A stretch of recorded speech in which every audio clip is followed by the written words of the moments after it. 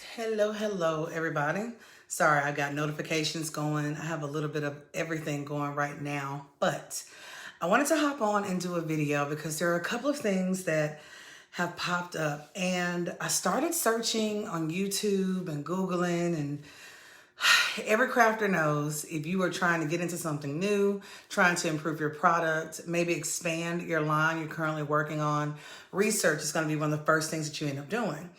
And I realized I couldn't find the video that was really talking about what I was experiencing. So I am Chandria, owner of BCJ Decor. We specialize in home decor items, anything handmade.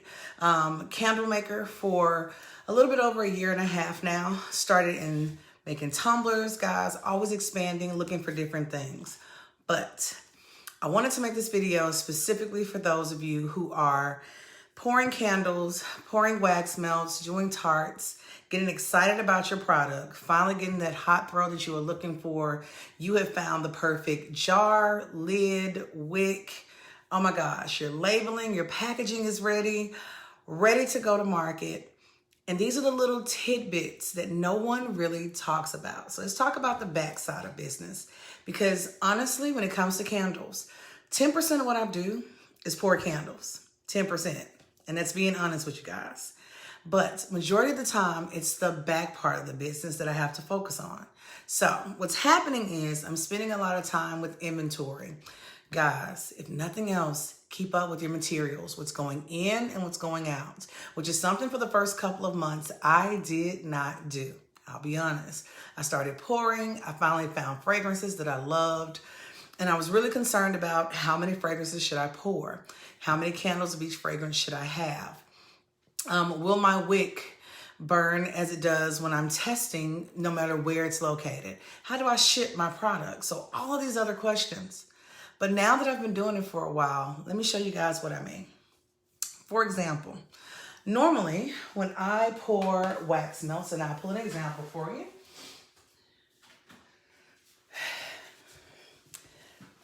I do a combination of both the 8-ounce, 4-ounce candles, and I have poured and do pour 12-ounce candles from time to time. I can always talk about why I no longer really offer that size in my vending space. But a regular wax melt, guys, this is what it looks like for me. Roughly anywhere between 3.1 to 3.5 ounces of wax. All of my wax melts are triple scented. I use a combination of soy paraffin blend. I was not one of those that could hop on the soy wax bandwagon. I couldn't get the hot throw. No matter how great I thought the candle was, no matter what was going on, you could walk past that candle and it smelled great when it was cold. But for some reason, the hot throw was not wonderful. So I ended up doing a blend, and the blend worked for me. And I am a 70-30 kind of mixture girl. And I will play with it here and there depending on the fragrance.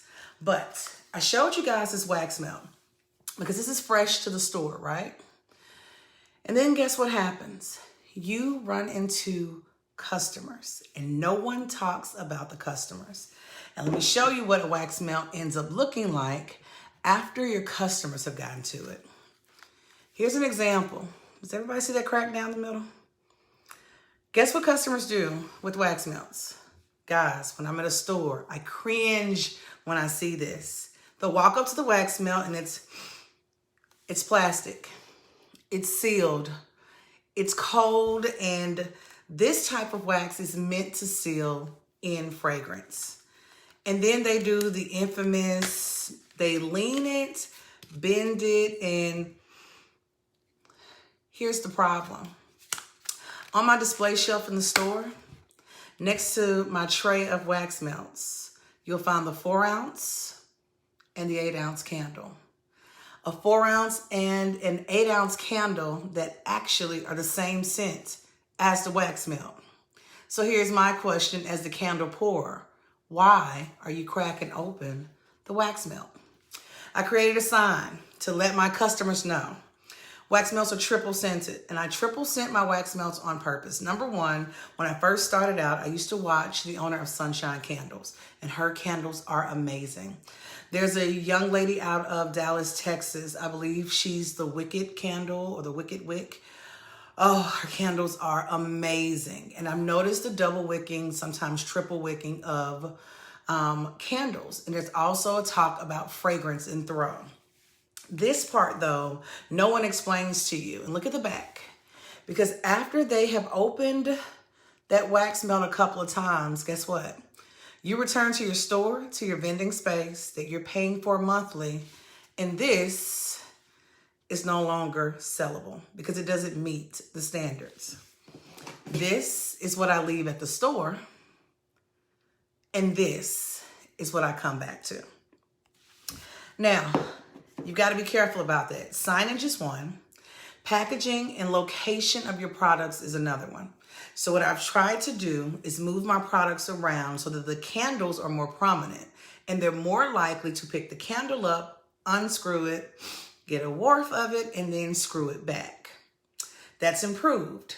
Here's something else. Some of you guys are going to go out looking for vending spaces because you are ready, you have poured, you have tested, you've done everything. So for example, I am a vendor at the Painted Tree, and they have locations in several states. And actually, monthly, we do really, really well.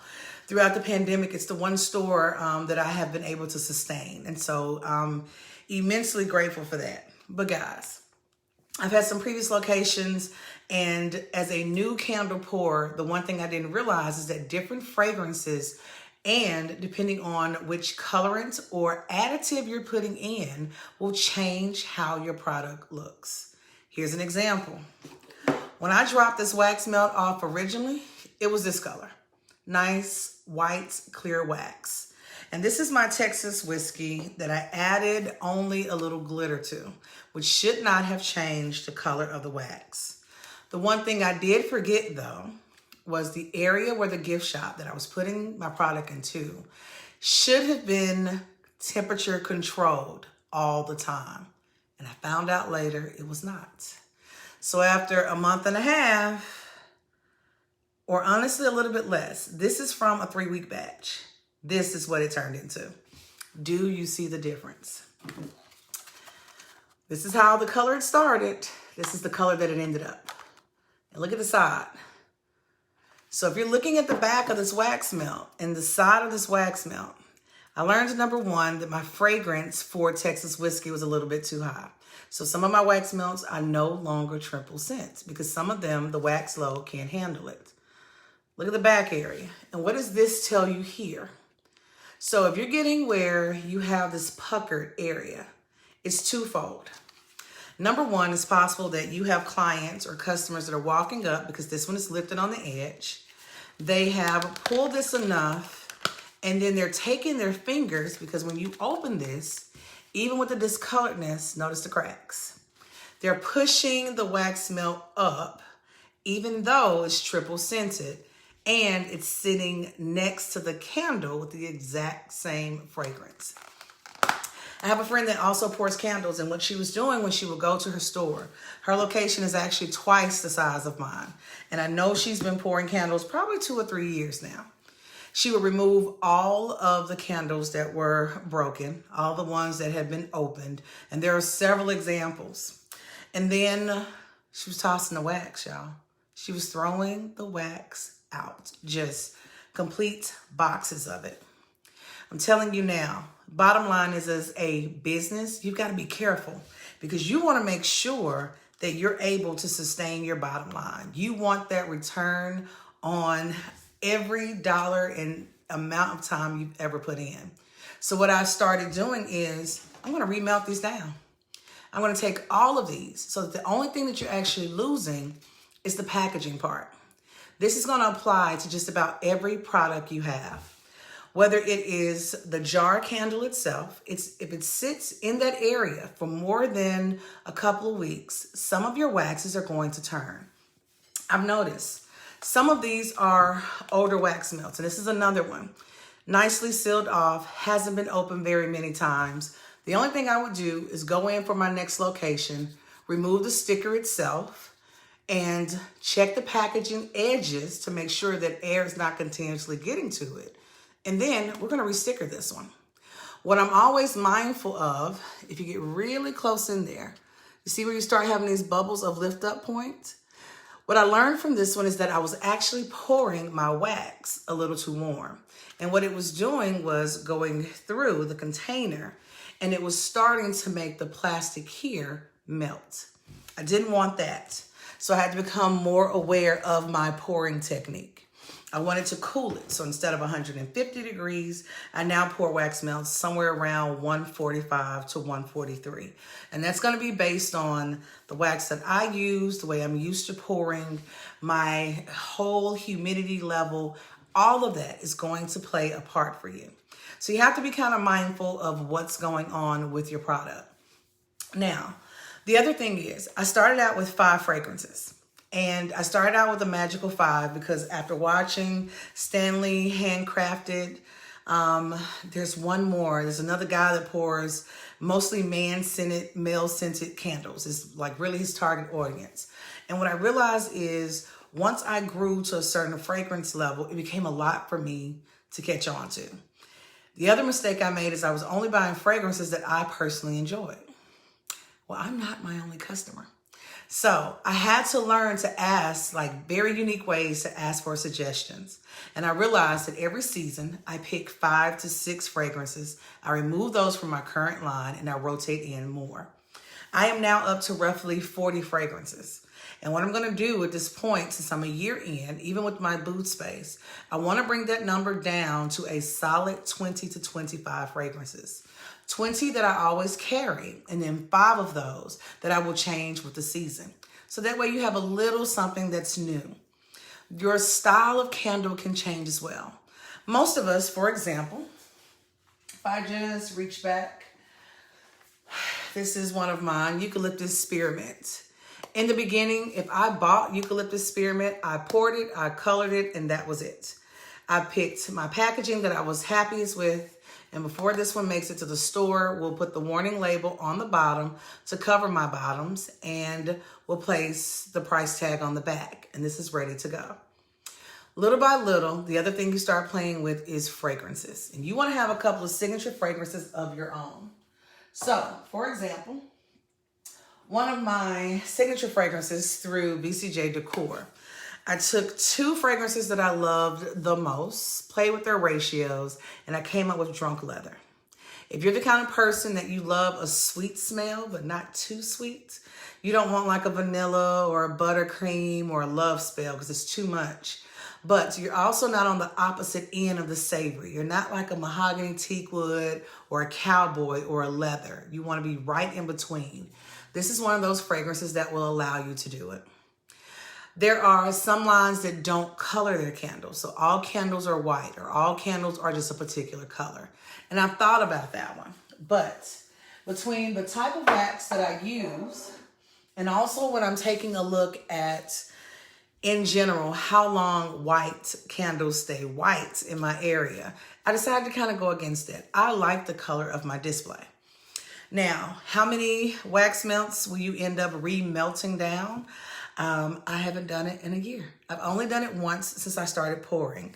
And currently, I probably have 150 wax melts to go back and remelt. So every time I would visit the shop, I try to rearrange my display area. And I just took all those wax melts that needed to be redone and placed them in boxes.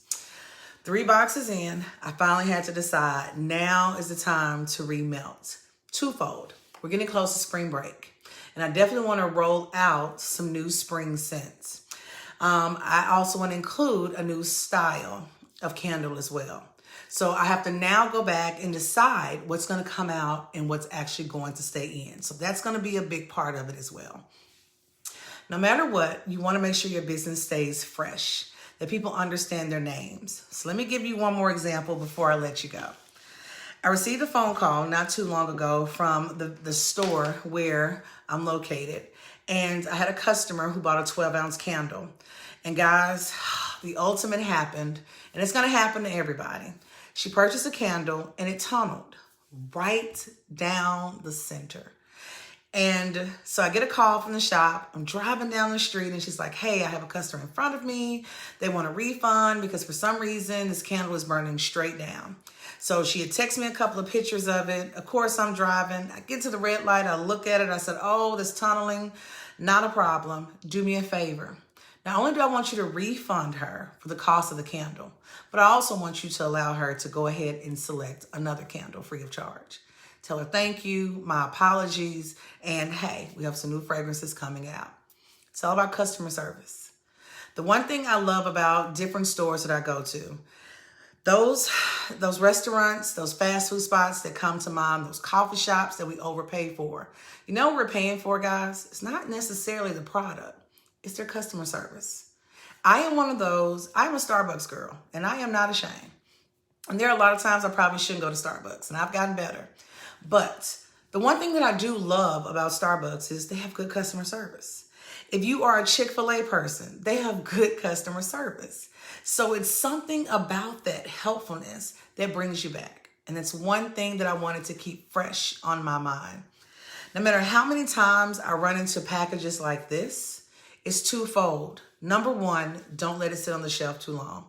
You don't want someone else to come by who's a potential customer to see that this is on your shelf and to assume that's the type of quality that's okay with you, because it's not. Number two, I've learned that you have to be explicit in how you want your clients or customers to treat your small business. So signage is a big one. Directions are a big one. And having a display that's going to guide them through the process is another one. Do I always enjoy all the other parts of candle making? No. Sometimes I just want to pour. I just want to see this candle come all together. I want to know that it has a beautiful burn. I still, to this day, burn my own candles. I still buy candles from other candle makers. I'm one of those. I'll be honest. I go to IKEA and there is a candle that I walk by every time. And I've been trying to nail the fragrance because it is amazing. But I'm always congratulating others, especially those hand makers, on their product, especially when it has great quality. So as you're making your items and as you're thinking about packaging and products, you want to pick a package that is easy for your customers to access, that will also protect your product. But keep in mind, you're going to lose some of that packaging. So instead of spending $1 per item just for the packaging itself, I want to get that down to the lowest amount possible, because at the end of the day, that's what business is going to be about. I hope you subscribe. You can find us on YouTube at BCJ Decor. You can also find me in Texas Tumblers and Swaps on Facebook. We're on Instagram as well. I'll definitely do more content as far as candles are concerned, but I'd love to hear from you guys. And I will see you soon. Thanks.